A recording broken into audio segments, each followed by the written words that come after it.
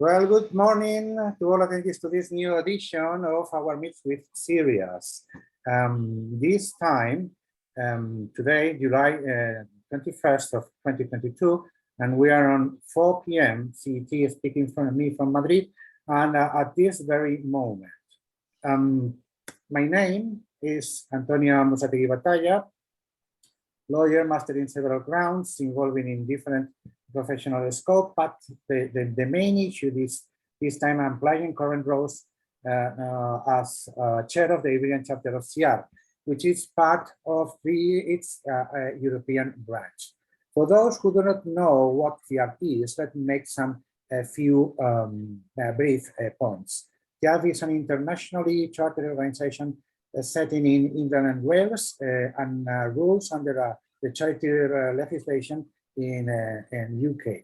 The Institute have, among those objectives, to provide an ongoing learning platform for the best and most qualified practitioners in arbitration, mediation, and other alternative dispute resolution tools and drivers. We now have over 18,000 members all over the world, around 700 members in the European branch, and here in our local area of the Iberian chapter, I mean Andorra, Portugal, and Spain, we joined together over more than 100 members. In order to achieve our goals as part of the Ciarb, we organize events in different formats, webinars, seminars, and meetings on a regular basis. And our objectives and goals are to engage our members, to promote Ciarb behavioral and ethical standards, and enroll new members among ADR professionals worldwide. Today's event is the 7th this year in a program of almost 15, and we are going to provide this one in the format of what we call the Meets with series, which is a talk show format with significant players in the industry or a relevant theme of concern of our Ciarb members. And today, the Iberian chapter meets with a Scotus opinion, using of the explanation given by Peter Nagnias, to talk about the very recent Scotus decision on the availability of US discovery in support of international arbitration. But prior to initiate the talk, I need to do some tips about your fiscal industry. First, the 3 points regarding the disclosing. Please take note that when you registered to this event, you were advised that it was going to be recorded. And as such, we assume by your presence that you consent on this. The second is about the event scheme.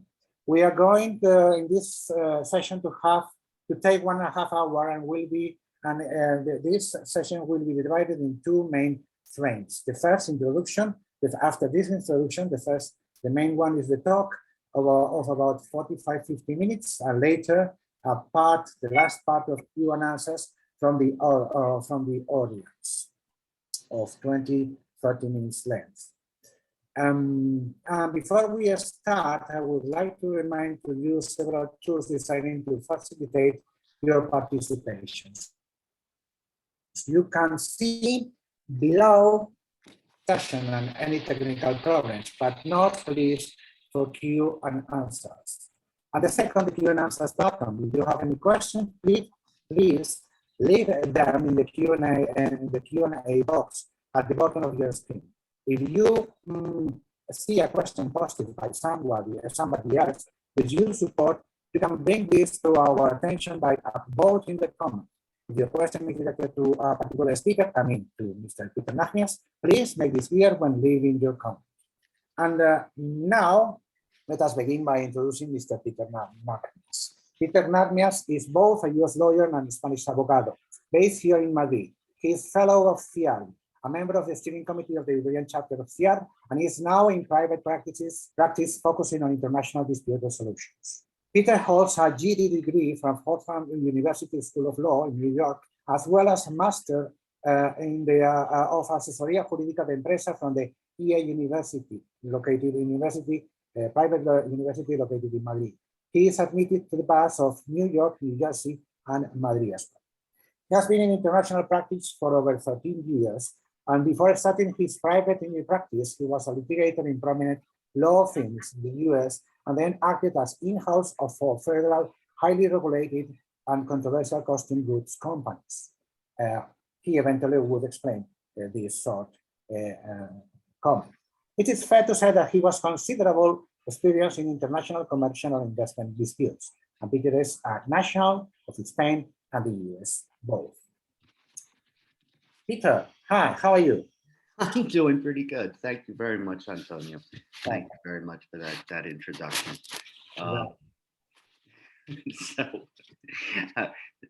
And forgive my awkwardness, but what's the next step? What do we do now?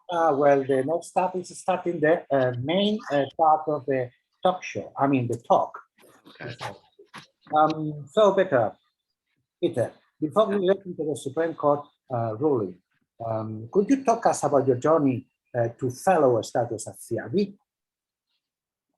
It's pretty straightforward. I mean, I think one thing that I would say is that Ciarb, apart from the platform that it is and its status, but I mean it provides really world-class training. So I really followed the modules, the three-step modules of training.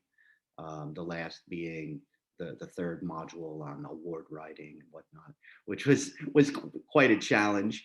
And then that led to the peer review section, and ultimately they made the decision, and that was that. What I would say about it is that it's really worthwhile, and I would definitely encourage members to consider it. Not so much to get a title per se, but really the training is fantastic. So I would really encourage people to do this, to at least consider it. Sure.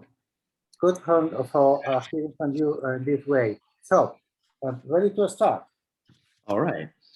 Then, with the first question, which is, what was the ruling of the case, CF Automotive US Incorporated versus Luxshare Limited and the rest of the title? It's quite long. The full title, ZF Automotive US versus Luxshare Ltd, consolidated with Alex Partners LLP versus the Fund for Protection of Investors' Rights in Foreign States.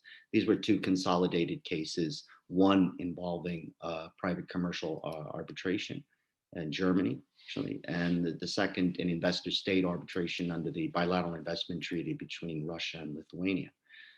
These cases were coming up through the federal circuits, and I more likely than not, who knows the thinking of the United States Supreme Court, but it was decided that after 20 years of a lot of debate on this issue, which I'll talk about in a minute, it was ripe for consideration before the United States Supreme Court. So they consolidated two cases and considered them both, and issued this ruling. What was the ruling? I mean, and why are we here?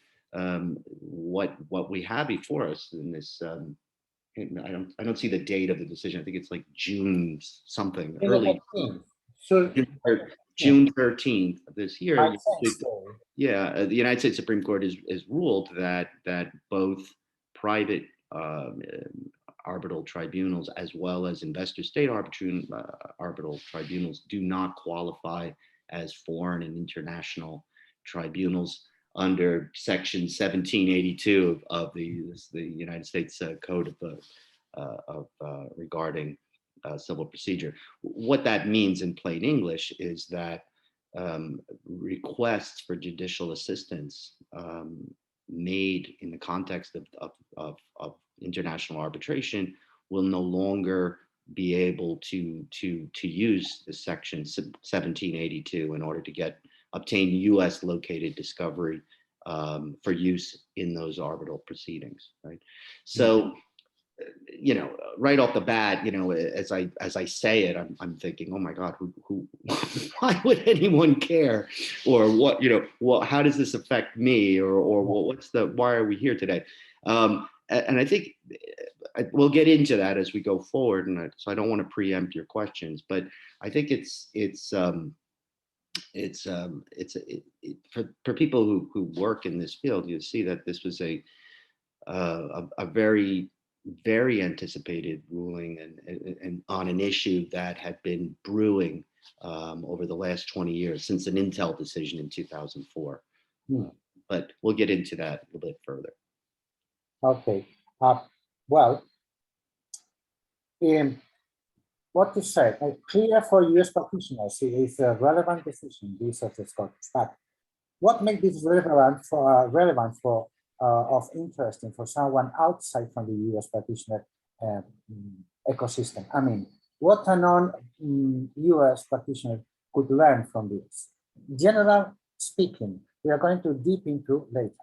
Yeah, that's yeah. I mean, I think that's really the probably the best starting point for any chat about this. I mean, and I think you know, as yourself, I mean, as someone who advises people in companies and individuals on international business, you see that it's nowadays with the globalization of business and globalization of finance, the globalization, not just even organizational structures in business, where it's very, we're kind of past the day of saying this is a US company or this is a Spanish company. I mean, you can have organizations that, you know, from us sitting here in Spain, would be very famous Spanish businesses, but will have subsidiaries all over the world, and oftentimes in the United States.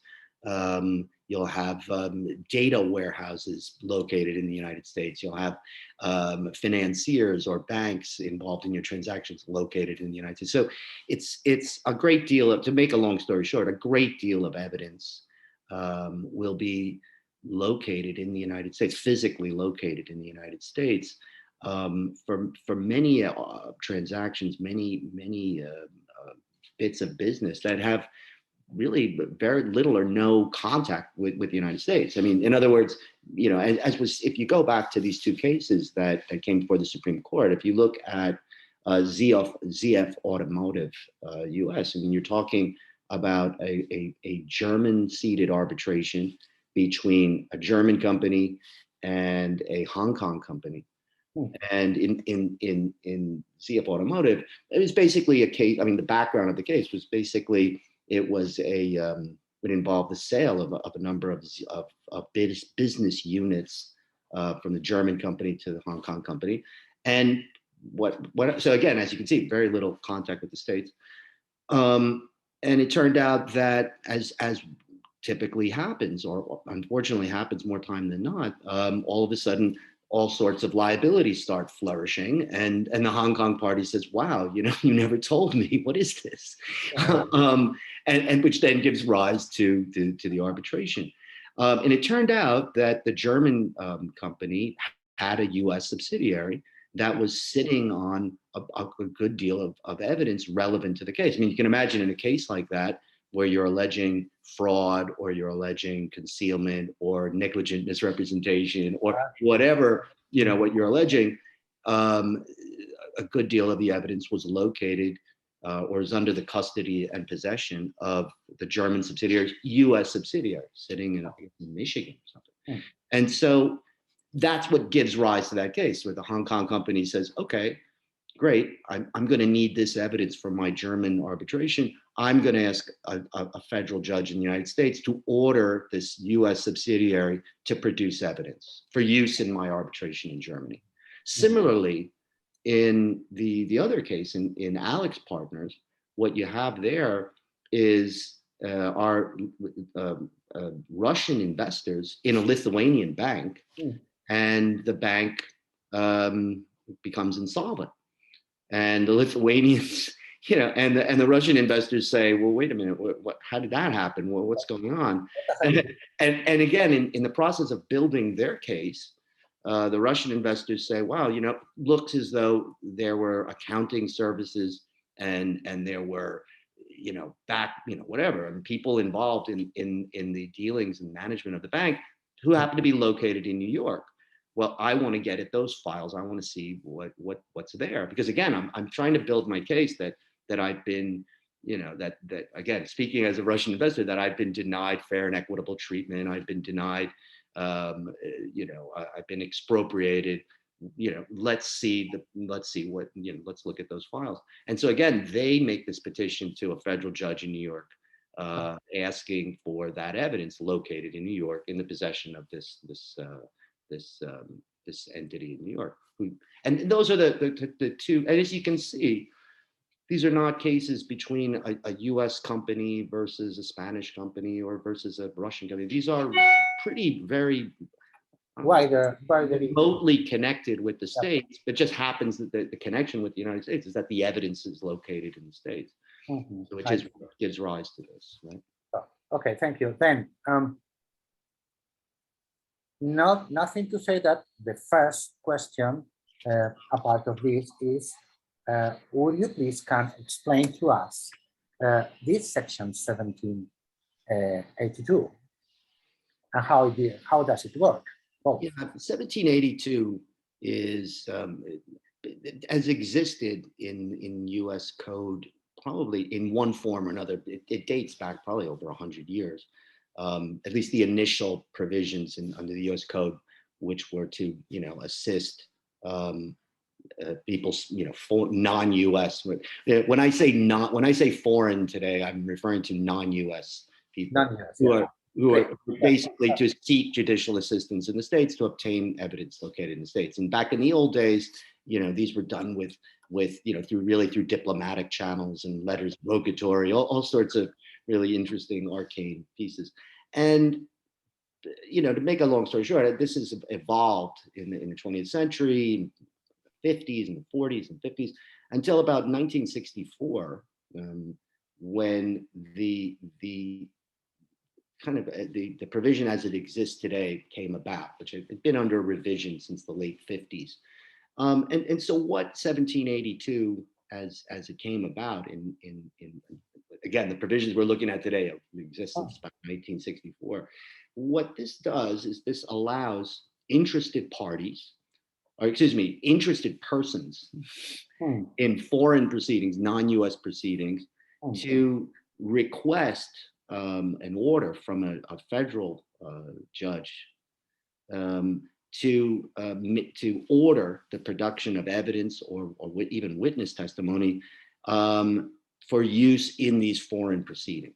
Okay, so this is what empowers a federal judge sitting in a district court in New York to basically issue a subpoena from that court to someone located in that jurisdiction, so under the personal jurisdiction of that judge in New York, to deliver that evidence to that foreign interested person. Now, when I say interested person, and this is where this gets kind of interesting, I think maybe for non-US lawyers, is that the section does not require that the foreign litigant. It's a number of interesting things. Number one, it doesn't require that the foreign proceeding actually even be commenced. So in 1964, it was changed, right? That used to say pending court proceedings, and in 64 it got changed, and they removed pending. So there are instances where 1782 orders have been issued for people who are preparing foreign litigation. They haven't even commenced suit, right? So it's pretty broad, right? So number one, the suit doesn't have to be started. Number two, you don't even need to be a party to this foreign story. So you can be what the provision actually speaks of interested persons, and this is so anyone who has interested persons are people that have a significant interest in the matter. So, and again, I might be going too far, but the big case here, and we'll talk more about Intel in a minute, but the prior to this most recent decision, the leading case on this was something called Intel versus AMD, and in that, or AMD versus Intel. The Intel case, in that case, it involved an investigation by the European Commission's Director for Competition, and in that case, AMD had been a complainant to the Commission, who was basically asking the European Commission to investigate Intel for abuse of dominant position. And now, and those of you who follow European competition law, you know that that is the Director General for Competition investigating market abuse. And in that position there, AMD is not a party to that investigation. They're simply a complainant. So that's an example of what an interested party is, right? So you're not necessarily in that case, the only party is the European Commission investigating Intel for market abuse, with AMD being a complainant in that case, so kicks off the story. So you see, so that's somebody who has a very serious interest in the outcome of that investigation, but is not technically a party to it. Yeah. Okay. So, well, anyway, so that's what 1782 does. It's a very powerful tool to that really enables foreign entities to pursue, to actually request assistance from a federal judge in the United States to compel the production of evidence for their cases. I mean, that's basically what that is. Mm-hmm. Okay, so next question, Carl, immediately. The core of the issue was the meaning of a term. So what is a foreign or international tribunal for the Supreme Court? Well, this is from the decision, not before. Yeah, what's interesting, a moment ago I was talking about these 1964 revisions to the statute, and it's relevant to this because back in 1964, the provision as drafted spoke of foreign judicial proceedings, and so it was very clear that it was really designed to assist foreign courts. And in 64, it was changed to remove that, so it was no longer pending cases before foreign courts. Now it became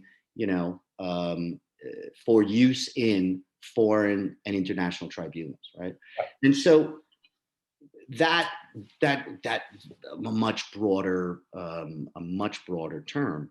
And it's interesting that one of the drafters on that committee in 1964 was Hans Smit himself, like one of the modern fathers of international arbitration, the great professor at Columbia, and he was actually the one who led those commissions in the late 50s to actually draft this. And he ultimately gave testimony in the Intel case when they were struggling on what do we mean by all this. But to answer your question specifically, under the ZF automotive ruling, and this is really the important thing of this decision, is the court has now decided that a foreign or international tribunal has to be a governmental adjudicative body that is somehow imbued with governmental authority. And this idea of being imbued with governmental authority, this is what knocks out the international arbitration off the spectrum. In other words, because in international arbitration, the arbitrators are named by the parties.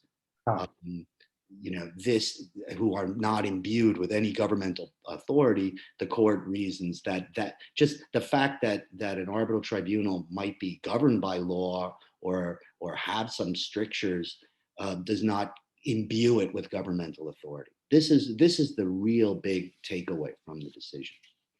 All right. Now, I want to just add to that there some commentators looking at this have kind of zeroed in on the fact that, at least in the manner of Alex Partner. Yes. Take a pause and have some water. Okay. Thank you. I'll do it too. Right. I wanted to say that when it comes to with Alex Partners, in that case, that was an ad hoc arbitration, right? So it wasn't an ICSID investor-state arbitration. So some people are worrying and they're thinking, well, what if it wasn't an ad hoc arbitration, investor-state arbitration? What if it was ICSID, investor-state arbitration? And again, I imagine that creative lawyers will more likely than not make that argument that, well, yeah, this is ICSID, this is different. And I don't know. I think that the fact that the arbitrators are named by the parties and Yeah, they're not government employees, then won't that probably won't make much of a difference. I see. Okay. Well, thank you for the tip. The way. So then, next one. Has the Supreme Court dealt with this issue before? For sure, but tell us. Well, yeah, that's an allusion to the Intel case. Now, Intel, as I started talking about it a minute ago, the Intel case was a like my note here. Intel case 2004, excuse me, involved this situation, right, where AMD is complaining to the European Commission that Intel is abusing its dominant position, and that it has a dominant position and that it's abusing it, and it wants the European Commission competition director to investigate and whatnot. And in the midst of that investigation, AMD had learned that Intel had been involved in a similar antitrust case in Alabama. Mm-hmm. And so AMD says, that's interesting. Because imagine how a competition case works, where you're trying to establish that oh no, I don't have market dominance, and no, look how I define the market. Never. What? Yeah, right. So what happens? I'm sorry, Antonio, can't hear you. And not my intention. Yeah, exactly. But in a case like that, it all comes down a lot of it's very relevant to get into how you actually define market power, how you actually define your market. Yeah, right. And so AMD said, well, while they had that, Intel had a case in Alabama, let's see how they defined market power there, and let's see how they define the market there. So they felt that the discovery in that Alabama case would be super interesting. Mm-hmm. So they proceeded to a federal court in the United States, asking for under 1782, asking for judicial assistance to get their hands on that file. Right. And that file is interesting. The Alabama court had it under a protective order. Right. So all of the discovery in that case was under a protective order and was not to be seen by anyone. And AMD really wanted to get their hands on that. Mm-hmm. And that ultimately is what, it led to this. They made the petition, and ultimately and this was objected to by Intel, et cetera. And they finally made their way to the Supreme Court. And then the question was, well, look, you have Intel saying, look, the European Commission is not a foreign tribunal. It's simply exercising an investigative function, and anything they find with that ultimately can be looked at by the court of the court of first instance, and then ultimately the Court of Justice. And so those are the tribunals, not the European Commission. And the Supreme Court, and interesting, that case was written by the lead decision. Intel was written by Judge Ruth Bader Ginsburg, who passed away. Who interestingly had worked with Hans Smit back in that 1964 committee. So they kind of knew each other. And the Intel case came out with this important ruling saying, no, the fact that they applied something what you would call a functionality test. They say, all right, when determining what is a foreign tribunal or an international tribunal, you have to really look at what is it really doing? What is the functionality of it? And the Intel decision stood for that proposition, that when trying to determine whether or not a foreign tribunal, it really is a tribunal under the statute, is it performing an adjudicative function? Is there a fact-finding adjudicative function? And therefore ultimately held that, the European Commission is, particularly the competition directorate, they probably has the most teeth of any institution in the EU. That qualified. Intel then went on to do a lot of had some other interesting tidbits in it as well, such as what we mentioned before, that you don't need to be a party in the proceeding. You can be an interested person, such as AMD in that case, or that, you know, that as long as legal proceedings were reasonably contemplated, you would qualify. Intel also set out a number of discretionary factors, because one thing Intel did, and this is interesting because this latest, the Alex case, does not overrule Intel. Intel remains good law in the United States. I mean, so what Intel does too is it sets out some discretionary factors that a federal judge would have to consider when faced with a 1782 application. And what I mean by that is that, you know, I said before very quickly, 1782 allows foreign interested persons to request assistance to get at discovery. And one thing Intel said, which was interesting, was to say, you know, the fact that a court can provide assistance doesn't necessarily mean that it has to. Okay, and so in exercising, you know, that discretion, Intel set out a number of what are referred to as the Intel factors, right? So, you know, and there's like basically 4 questions that you'd have to ask. You know, is the person from whom the discovery sought like a participant in a foreign proceeding? Right. What is the nature of that foreign tribunal? You know, what is the character of those proceedings underway?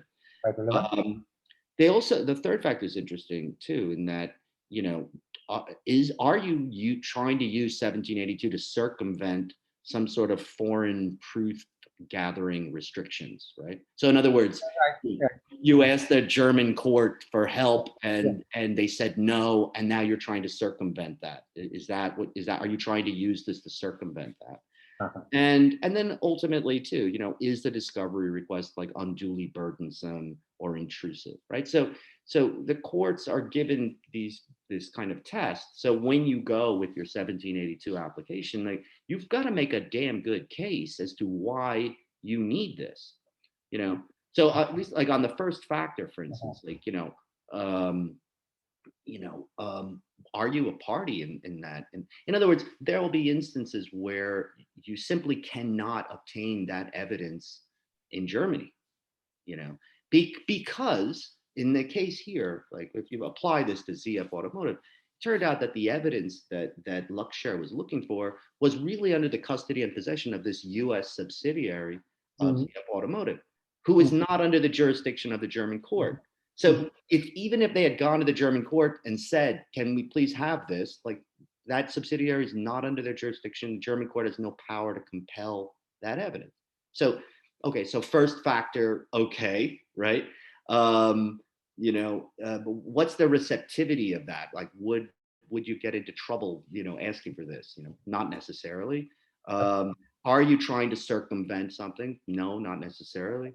And is this unduly intrusive and burdensome? And so if the discovery requests are tailored, you know, very, you know, to particular types of information, then so the idea, you know, at least probably in this case, ZF Automotive Luxshare probably felt pretty confident in 1782 application. Absolutely. The problem was, but it was a good test for filtering. Really a good try, right? I mean, but the problem, you know, and that's why this gets to the Supreme Court is, but you're asking this for use in a private arbitral proceeding.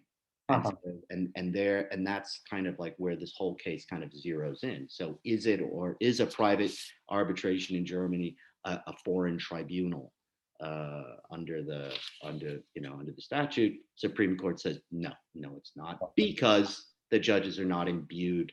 The arbitrators are not imbued with governmental power. Okay, so, well, we're taking into a part of the conversation that comes later. And first, I mean, what about the nature of the legitimacy of the arbitrator to ask for the latter you mentioned.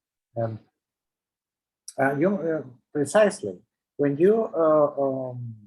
you comment about the dispute in the past, we are indirectly entering into a controversial issue, which is precisely how the US judicial system works. So then, directly, what is the background of the background to the ruling?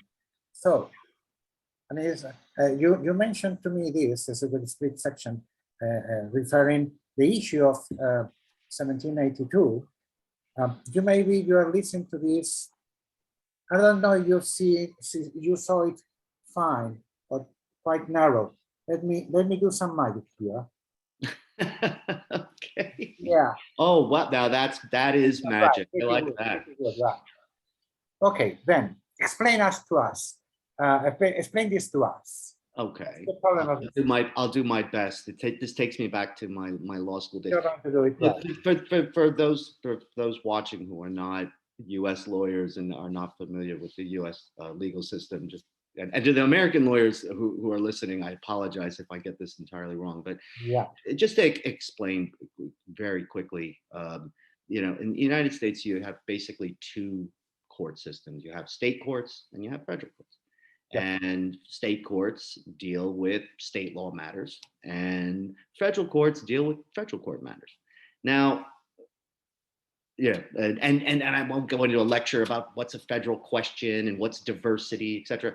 But by federal questions, we mean interpretations of federal statutes, right, such as 1782, or something called diversity, right, when you have issues between a New York citizen and an Ohio citizen, or a U.S. citizen and a non-U.S. citizen. That'll give you diversity jurisdiction, and that's what will get you. If you reach certain monetary thresholds, you'll be in federal court in the United States.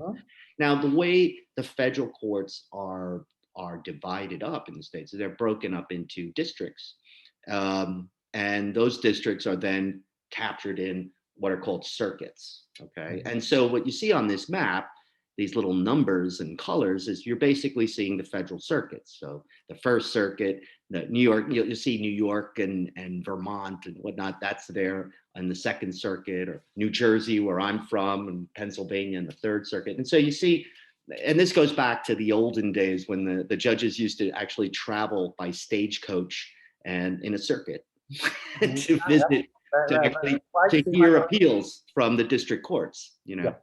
And so that circuit that they would travel, to hear appeals, that's why they're called circuit courts. So anyway, so that's what we're looking at here on this map. And what this tries to break up is, I alluded to this a minute ago, that since the Intel decision, so since 2004, you've had a huge split between these circuits, where interpreting whether or not arbitral tribunals, both investor as well as private commercial arbitration, are they foreign tribunals, or do they qualify for discovery assistance under 1782? Yes or no?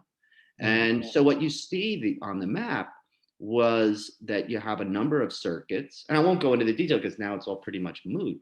But as you can see, you had very pro arbitration circuits.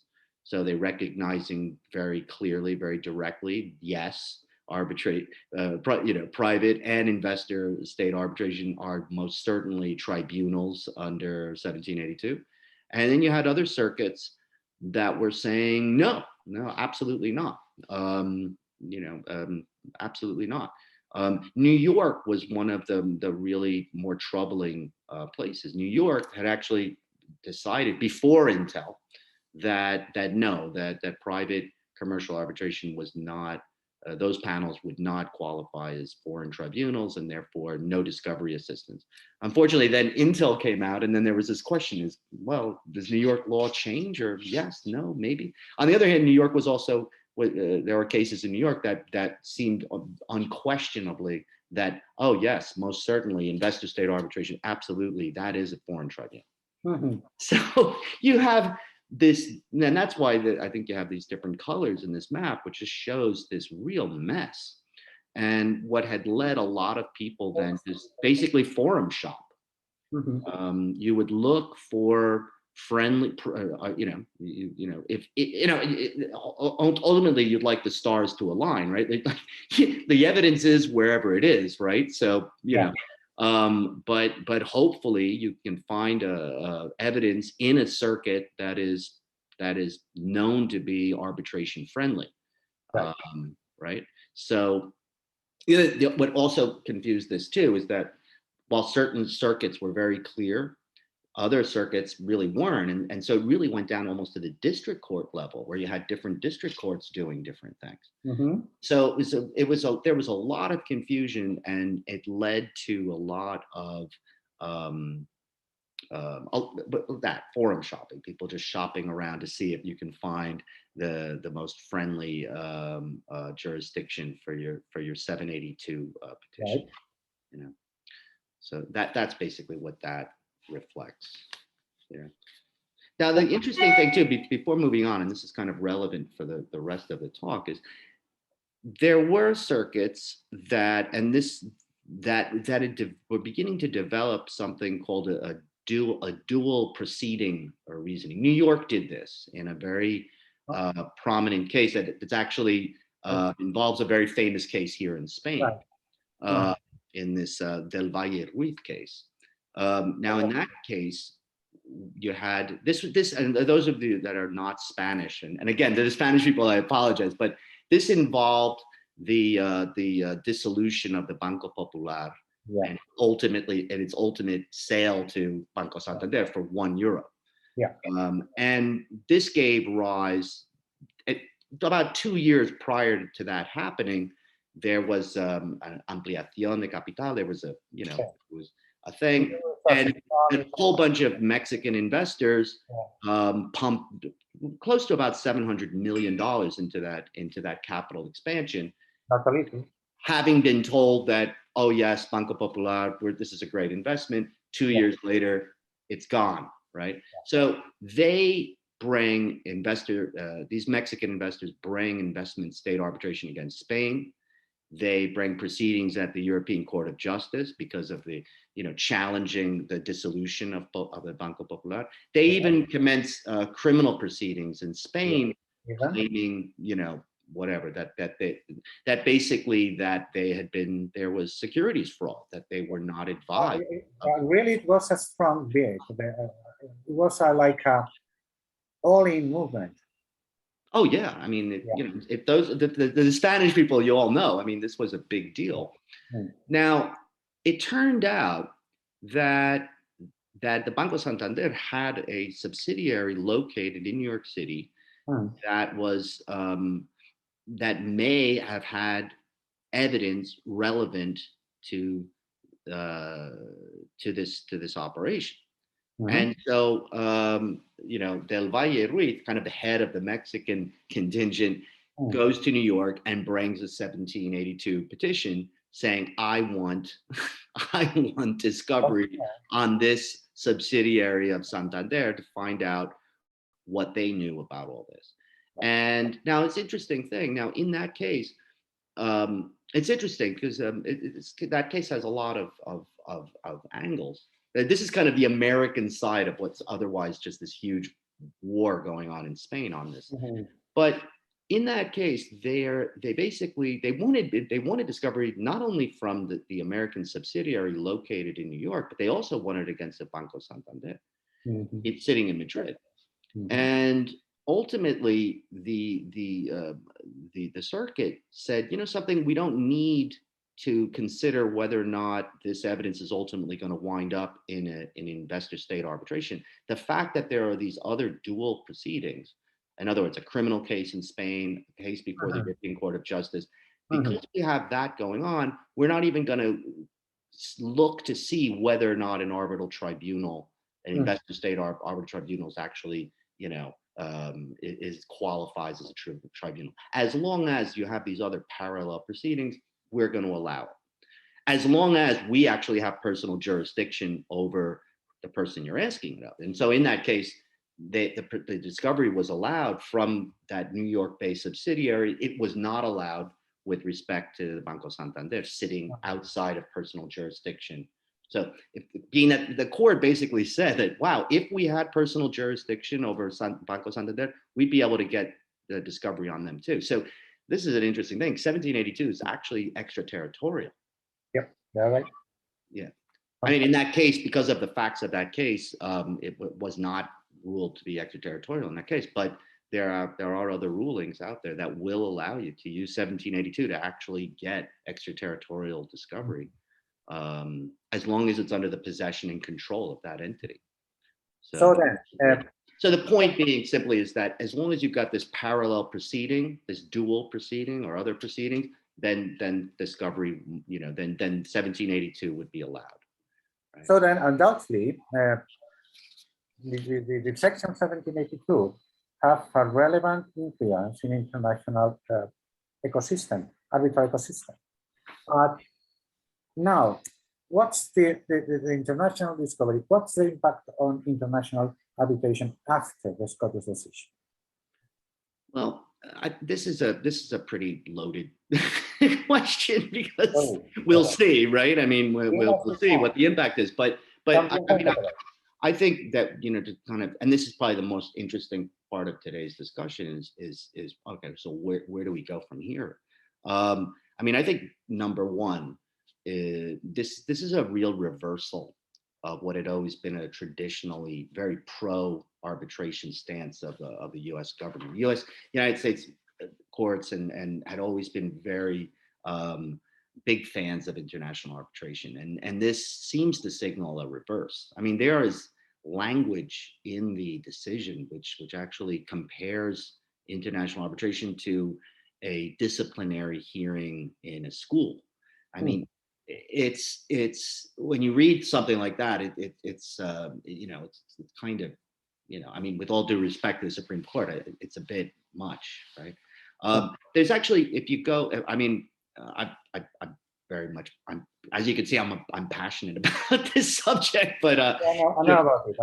Yeah, sure. But there's actually, when you listen to it's a wonderful thing in the U.S. You can actually hear the actual oral arguments before the Supreme Court, and you can actually read the transcripts of the actual arguments.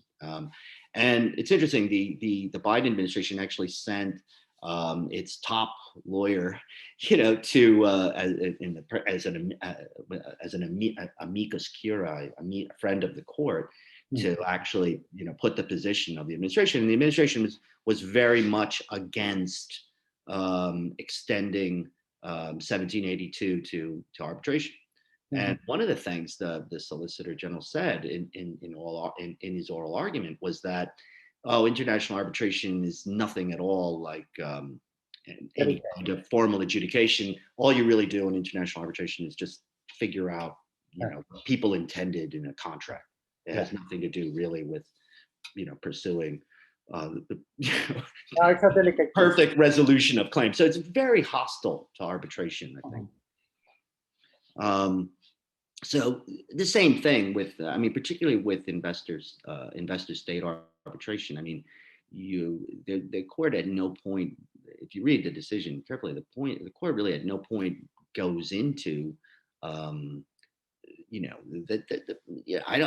didn't argue the case, but I mean, the idea that when two countries sign a treaty to submit investor claims to an investor-state arbitration, you're basically ceding a bit of your sovereignty, and therefore in a sense, kind of imbuing this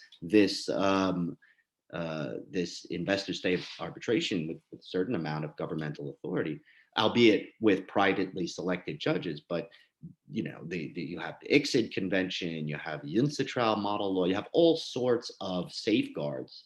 Not to mention the fact that annulment proceedings and whatnot. So at no point are these arbitral decrees just kind of out there. It's interesting that the court really really doesn't enter into that at all. They really don't care.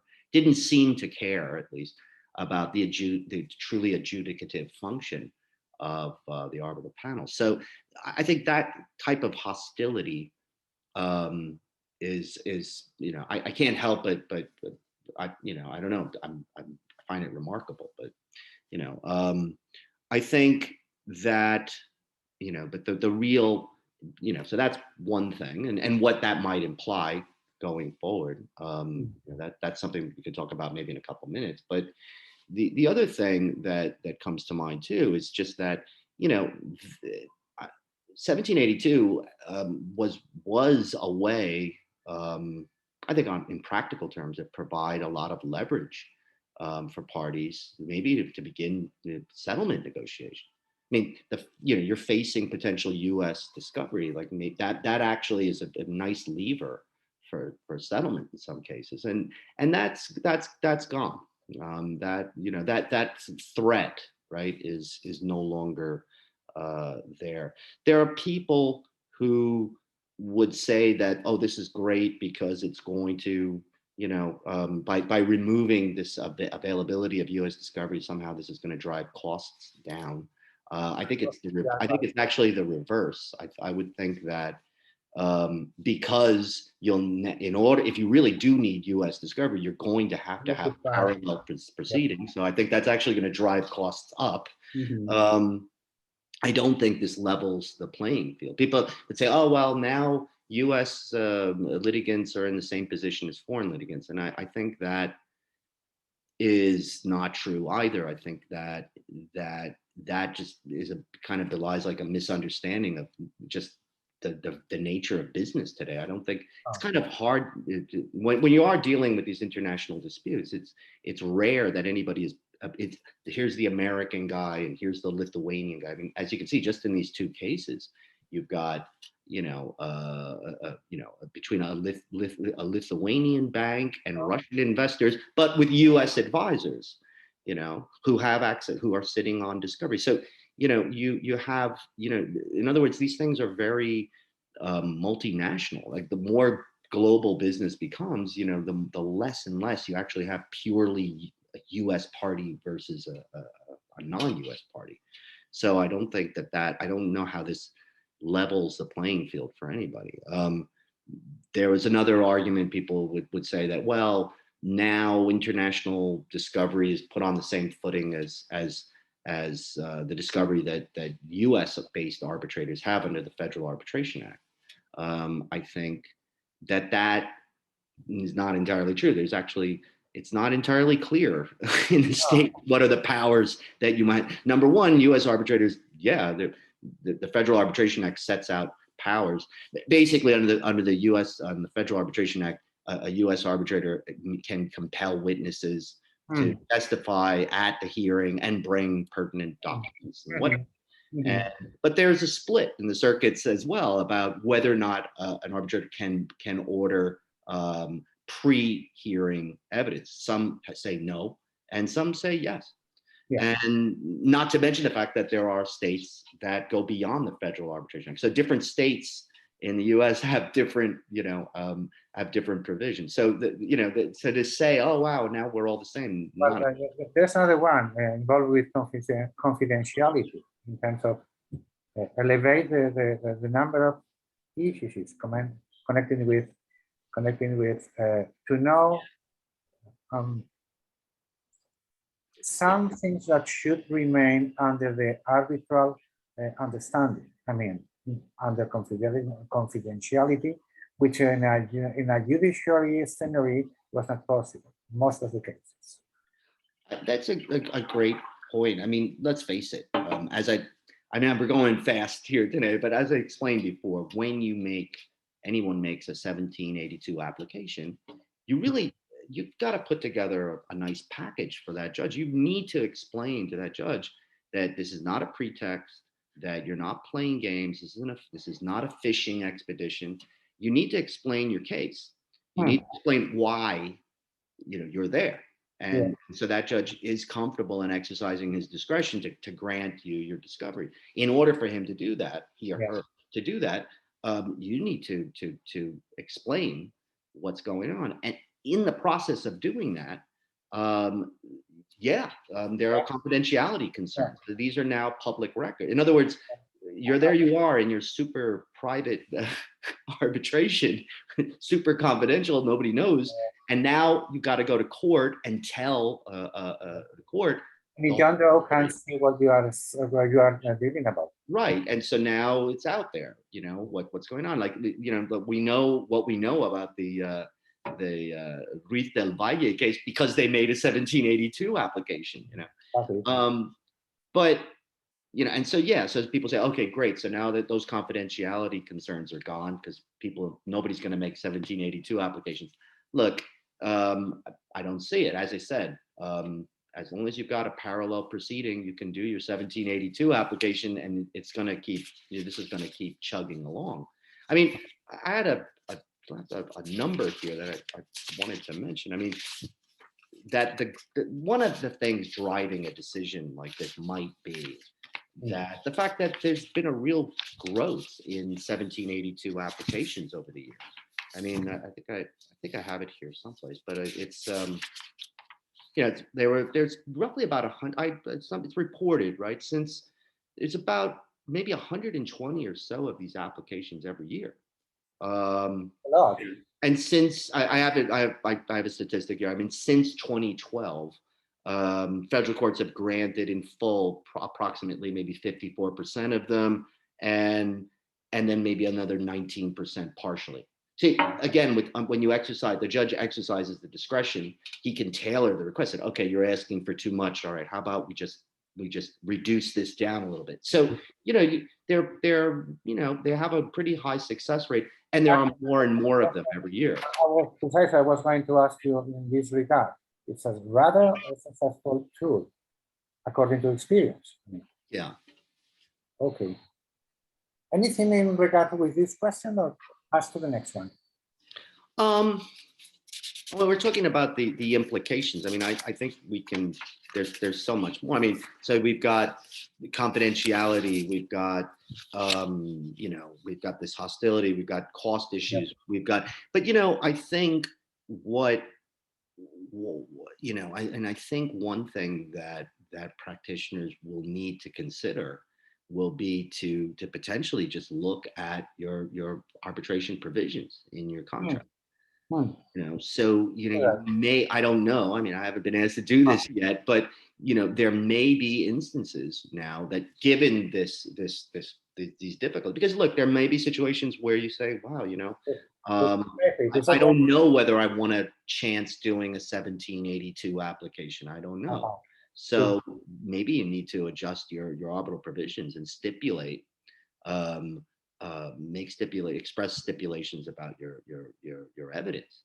You know, I don't know. I mean, you know, Peter, I have to notice this. I've got a question I received by writing and by email, precisely with this regard.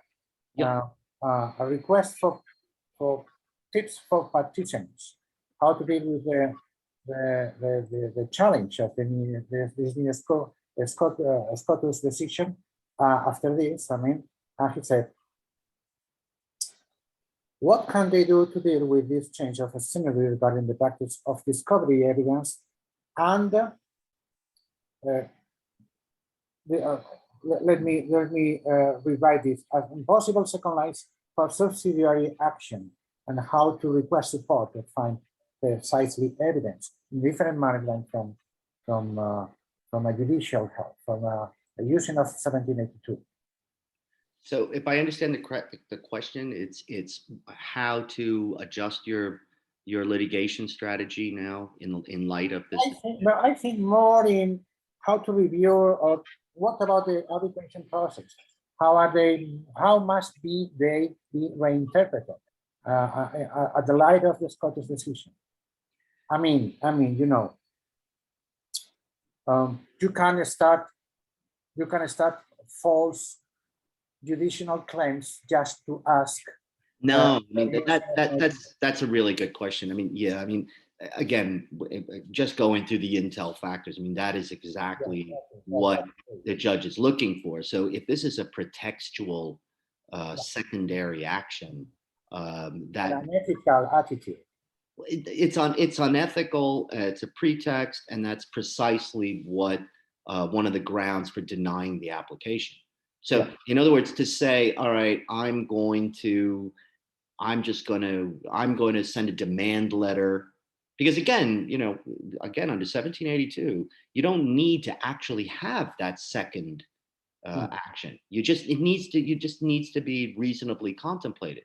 Yeah. So let's say, for example, with a demand letter or hiring counsel, or in other words, you've done acts in preparation for this other action.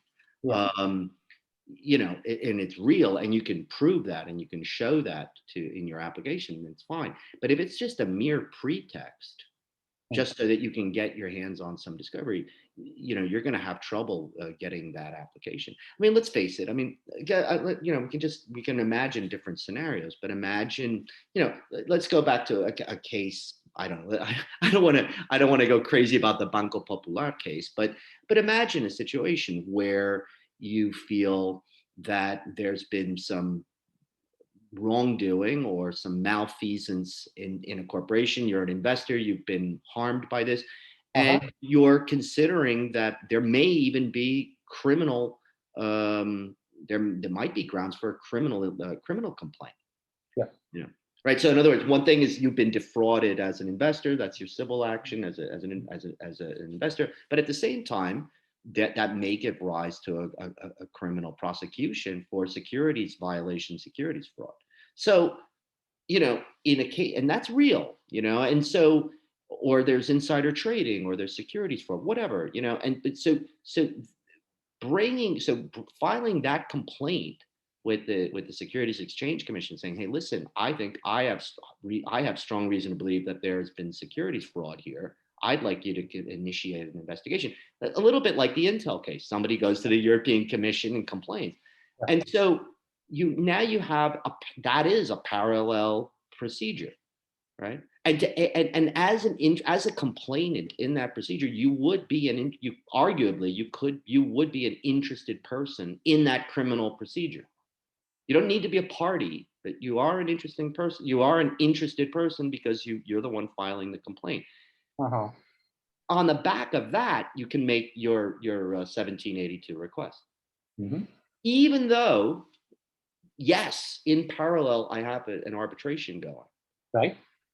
Even though in parallel I have an arbitration going, but this is that dual, that's the dual procedure theory. So the fact that you have an arbitration going, which we know you're not allowed to use 1782 for. Yes, you can use it for the criminal story and then bring that evidence in, unless, of course, you're dealing with protective orders or whatever. But you should be able to use these parallel proceedings because this is what courts have ruled. There's a consortio case, in New York as well, where the same thing. There was an arbitration with a parallel criminal investigation going on in Ecuador, And again, of course, is, hey, look, yes, you can use 1782 to get information for that criminal prosecution. Well, in any form, listening to you and precisely in order to head with the last and seventh last question, sounds like since the Scottish decision, it would be rather common to organize a kind of circles of more than 3 ringles as to deal with the controversy. So if we are going to convert all the arbitrability issue in a 3 rings circle or more, okay, it's not precisely in line with the general, the big strokes within to drive in an international arbitration. So then, what is the way forward for international arbitration? And return to some kind of easy way of doing things. Sounds strange. I love that. Is there an easy way? I mean, it's always the problem with I find with cases like this where, it sounds, oh, it's apocalyptic. That's it. We can't get any more information in the States. Yeah. And I think you need to kind of take a step back from that. I mean, there are, independent of 1782, there are other ways of obtaining information in the United States. I mean, you know, sitting here in Spain with so much with data protection issues, it's very difficult to get information here. Here in Spain, true. Yeah, I mean, hiring a private detective to do some information. I mean, it's very difficult. Not much developed here, but they should be. Well, of course, but again, you know, data protection issues are data protection is much more developed here in Europe than it is in the United States. Okay, and so that leads to two things. Number one, you can obtain a lot more information in the States just going to Dun and Bradstreet or going to commercial services, because again, you know, there is a lot of information available. There's also, I mean, that's just common sense, right? But there's also things like freedom of information requests, which again, this is something that exists worldwide. But you know, in the United States, freedom of information requests, they take some time, but basically, you know, you have a right to petition the government to give all the information that they have on something. And so, you know, that type of information, you know, that has nothing to do with this. That's still available. And then going back to data protection, I mean, you have places like California that have data protection laws very similar to Europe. And, you know, and as a person who has information collected on you, you have a right for them to give you whatever information they have on you too. So, you know, they're just silly examples, not silly, but I mean, but these are examples of alternative ways of getting information in the States. So, you know, it certainly isn't the end of the world, and not everything involves the United States.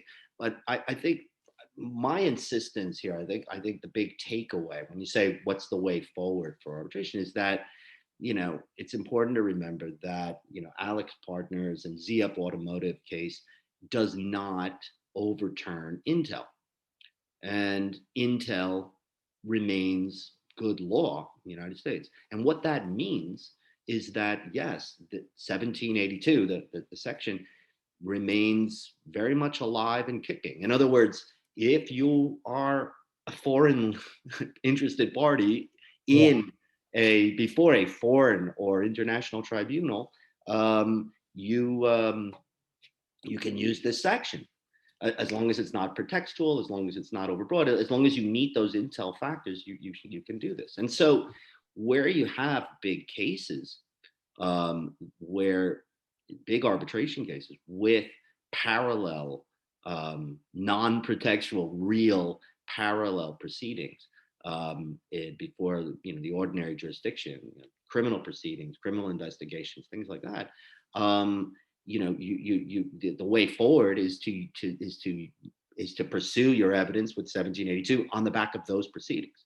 You know, so, you know, and which I'm not saying that. So it's important takeaway here is like, please don't walk away from this chat saying, oh my God, that's it. We have to start just bringing pretextual, you know, criminal investigations on people. But you can see where there are going to be situations where they really are kind of natural. You know, so you had AMD and Intel at once upon a time arguing over market dominance and whatnot, and then all sorts of you know, then probably parallel fight between them as well, as to, you know, refusal to deal and you know, illegal whatever, you know. And so you've got, you know, you're always, the bigger the fight, the more likely you are going to have these extra parallel proceedings. But no, I'm not saying that you should just go out and invent something just so you can get some discovery. But probably, number one, because it's not ethical, and number two, because it's a good judge will deny that application because they'll see right through it and see that it's just a pretext, you know. So the way forward for international arbitration is how do I say? I mean, is to, well, consider carefully your evidentiary needs, and so going to that question from before is, maybe arbitral clauses will need to be revised. Maybe like arbitral institutions will need to get into this as well. Absolutely. There's a controversial ground we are taking into in that case. International courts, arbitral courts need to revise their own regulatory bylaws. I mean, it's delicate. It's delicate, Antonio, yeah. because, you know, let's face it. I mean, litigation, you know, as a Spanish lawyer as well, I mean, I know here litigation is what Americans would call front loaded. You know, when you prepare a complaint here in the civil law jurisdiction, and you front load it with all your documents, with all your stuff, and generally in arbitration as well. When you file your submission, Okay. the contract, the cease and desist letter, the correspondence, all that, you know, you basically have your case in a box ready to go. In the U.S. system, And the bigger the better. I understand it's the other way around. I mean, discovery doesn't exist outside the States because the way we plead in the States is it's notice pleading. We just say, look, I'm gonna, on information and belief, this happened. On information and belief, this other thing happened. And I will ultimately show that there's been a breach of contract. And how am I gonna show that? Well, with discovery later on, right? So it's just, you know, there's this kind of pushback here, like in Europe, or even in the IBA rules. Oh my God, we don't like US style discovery. I don't think it's fair to say that anybody doesn't like US discovery. It's just that in a system where you're only giving notice pleading, where you're not front loading it, like it's kind of a necessary story. What happens in the real world, unfortunately, is you have parties who play hide and seek. You know, they're like, hey, look, the evidence that you're looking for, I'm not going to give you. And on top of it, it's in a jurisdiction beyond this German court's jurisdiction. So they can't order my subsidiary in the States to produce this. So go to hell. That's what 1782 is there to do, is to help you in those situations. Yeah, but anyway, let's have some room to our attendees to asking you questions. Sure. And but prior to this, let me ask you a short one for you. Because this Scottish decision have started a kind of shock situation among international arbitration ecosystem? I'm not sure it has. I'm not sure it has. I think, well, let me break that apart a little bit. I mean, I think with respect to investor state arbitration, I think it's very shocking. I don't think anybody expected this. I mean, I think that came as I think that pretty much came as a surprise to a lot of practitioners, only because places like New York that had always, you know, had always been very kind of negative when it came to private arbitration, seemed very open when it came to investor state arbitration. I think what really and I don't want to get into the realm of science fiction here, but what really scares me with the decision is when you talk about, you know, that the only arbitral tribunals that we are going to permit access to the section are those imbued with governmental authority, and which means being on the government payroll, being controlled by the government. And what that tees up is I'm thinking about like the EU, you know, this proposal in the EU for an investment court, right? Where you have like you would have a sitting tribunal with pre-selected government officials sitting on the board.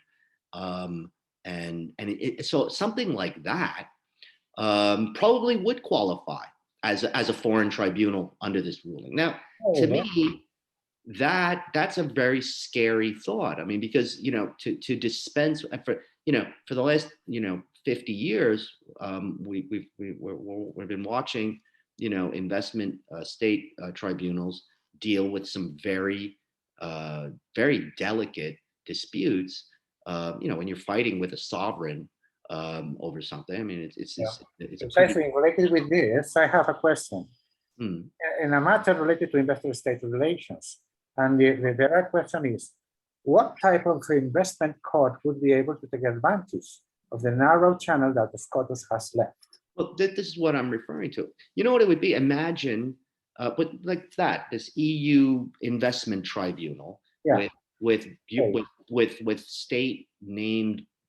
I don't know. I don't mean to cast any aspersions, but, you know, bureaucrats sitting there, and determining, which in my opinion, that really kind of defeats the purpose of investor-state arbitration, where you would like a neutral sitting there, So imagine, I won't name any countries, but imagine, imagine the Chinese government decides that, or whatever, or imagine a lesser developed country decides, something, for all this investment disputes, we're just going to have our own state-run investment tribunal determining whether or not we, the state, have violated the terms of, we've failed to provide fair and equitable treatment.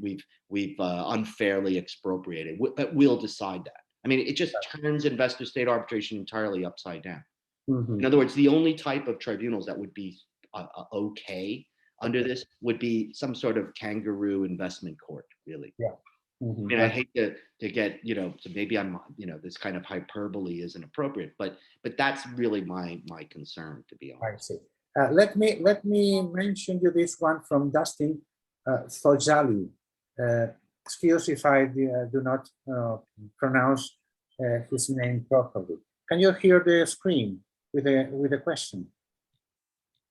Can I what? Can I?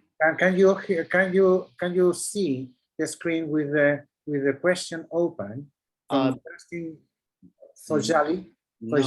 No, I'm just seeing Q&A. Oh, yes, I do. What is your take on taking the route through the local court at the seat to seek judicial assistance in seeking evidence, thus making the entity seeking assistance a litigant before a foreign court, not in a proceeding on the subject matter, but rather on the issue of obtaining the evidence in question? Also, how would that relate to the requirement provided for the evidence to be for use in the foreign proceeding? In other words, must the evidence requested be used as evidence in the proceedings before the foreign court? Or can the purpose of the foreign court proceeding be to obtain evidence itself to then use in an arbitration? Apologies for the long question. All right, Dustin, let's see. Sorry, a proposition. I think that she expects to give you a prize if you do the correct answer. Well, let's see. In other words, must the evidence requested be used? Actually, the under jurisprudence, under 1782 jurisprudence, it doesn't even need to be discoverable. In other words, 1782 will allow discovery in the states for evidence that might not be discoverable in the local jurisdiction. And courts have come to that conclusion because they say, well, we really don't want to get into an examination of the evidence rules of some foreign jurisdiction. So U.S. federal courts are pretty permissive at that. So they're not, and whether or not they're going to be used or not used, again, the federal courts will not get into that either. So they seem to apply a rule somewhat, not exactly the same standard, but a standard similar to the standard, like for the use of evidence in the States, which is basically, is there, does this have some bearing? Is this evidence relevant? Is it useful? Is it, etc. So, but they don't get into a question of whether or not it's admissible in a foreign jurisdiction or whether or not it's even discoverable in a foreign jurisdiction. On the first question, when you say, what is your take on taking the route through the local court at the seat to seek judicial assistance? See, the problem with that is that, well, yeah, and that would be it makes a little bit of sense, right? You say, okay, it's not me, the arbitrator asking it, or me, the interested parties, but rather, imagine a scenario, right? That the arbitrator goes to the local court at the seat and says, hey, can you ask judicial assistance for me? The problem is that in that case, it's still that for use language in the statute. In other words, yes, it's the entity, because again, the way 1782 is written, it allows interested parties as well as courts themselves to request assistance. So that's fine. The problem is for use in, usually courts that have looked at that for use language, they usually require an adjudicative procedure. Meaning, and in this case, this route that Dustin's suggesting, you're really using the local court as an instrumentality for use in your arbitration, right? So it gets a bit circular. So yes, it's great, the court, that court is certainly allowed to make the request, but he's not requesting it for his adjudicative proceeding. He's asking it for support of arbitration. So I think it's not going to get you out of the problem. Mm-hmm. Now, there have been some cases in the States that that are pretty loosey-goosey with the idea of this for use language. I mean, so, you know, I've seen cases where that you can use 1782 to get evidence for an enforcement proceeding. So adjudication's finished, now you're just in enforcement, and you can get, some courts have actually granted 1782 in proceedings like that. They've granted them in estate proceedings, which doesn't really seem very adjudicative. So there might be some room, but I think, particularly given that the Supreme Court just ruled on this, I think that if you're trying to circumvent the ruling just because you've gone through a court, I don't think it's going to get you home. I don't think so, unless, as I said before, you are in a local court with a parallel action, right? So maybe you're in a local court bringing a criminal complaint against somebody. You know, in that case, well, yeah, you know, that court can certainly ask for judicial assistance to get evidence for that criminal proceeding that they're looking at. Does that, I don't know if that answers all of the questions. It's a great question, but and a fair answer. So then, well, we're coming to the end of our time, Peter. Okay. I'm exhausted, by the way. I'm just, I'm dry here. Have a bit more, a bit more of water. You need it. You deserve it. You deserve it. Let me ask you last one. So then, somehow there was a kind of shock, in the among the judges. But then, in which part? I love this question to you. From the 5 steps of the grieving, in which part are we, the international arbitration ecosystem? In which of the 5 phases? Anger, no, denial, anger, bargain, depression, or acceptance? I think acceptance is still not. And hopefully, still depression not. You don't know. But what's your opinion?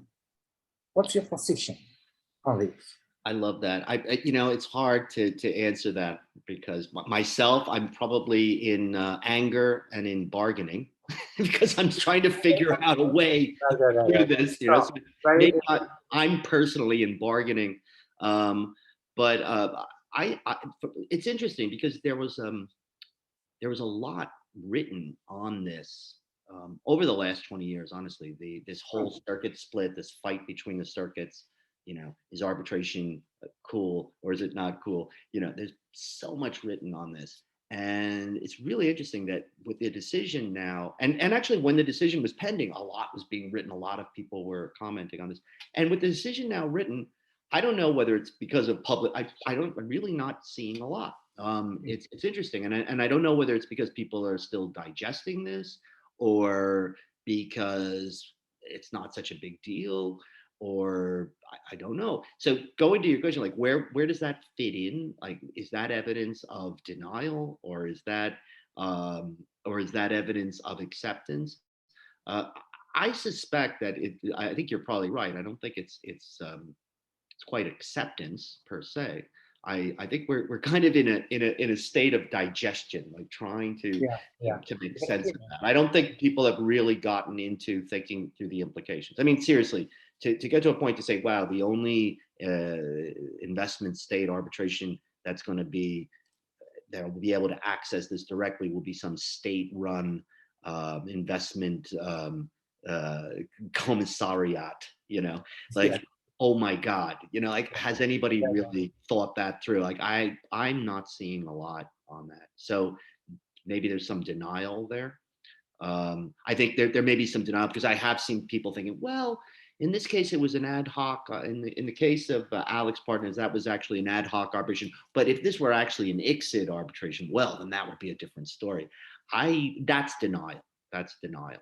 I think an ICSID arbitration is going to have just as much trouble as an ad hoc UNCITRAL arbitration. So that might be some denial. On the private arbitration side, I've seen people saying, wow, this is absolutely wonderful. And that's plain meaning of the statute. Because let's face it, I mean, it depends where you are, I guess, sometimes even on the political spectrum. I mean, some people might just applaud this decision because the court is basically just took a very strict view saying, what is the meaning of this word in common usage? What does foreign tribunal? Does foreign tribunal mean a tribunal that's someplace else?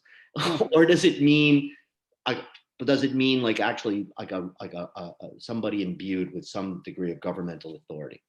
Yeah. And so they applied a very matter of fact, very straightforward approach. And it's interesting because in oral argument, it's interesting because when you look at the transcript from the oral argument, you'll see where it's so interesting because the judges, you can see the questions that the justices ask. And Gorsuch was asking questions where he said, but in the face of this ambiguity, why the hell are you here in my court? Like, why shouldn't if Congress can't write a clear law, why don't you ask Congress to write the law? In other words, why are you asking the court to rewrite the legislation? So if there is an ambiguity, shouldn't the legislature deal with that? Yeah. And so that's a judicial philosophy. You have one judicial philosophy that would say, no, that's the role of the court is to deal with these things. Another philosophy is no, plain meaning. Don't let the courts step into the legislative role. Nobody voted for us, So so if you take it from that perspective, I mean, wow, yeah, maybe it's a great ruling because it's very clear. This is the dictionary meanings of these terms. If you'd like a different one, go ask Congress to give you a new one. What it is true, Peter, is what there will be, and just let some room to things happen. And the fact is, we are coming to the end. Okay. My pleasure. I said this twice. I'm sure we will be hearing more on it as we go forward in the next days. Okay, and now some messages to the audience. First of all, many thanks to Mr. Nachnes for their time and thoughts.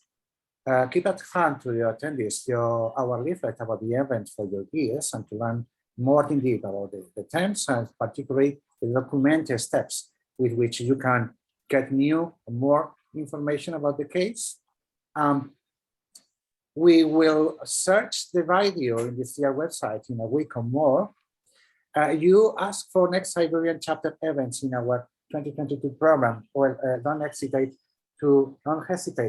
to ask us, even using of this email address, events@iberianchapter.gmail.com.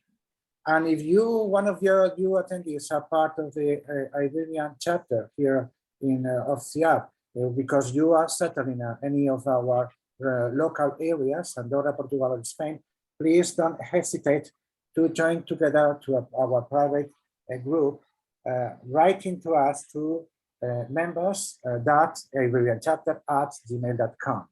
And for final,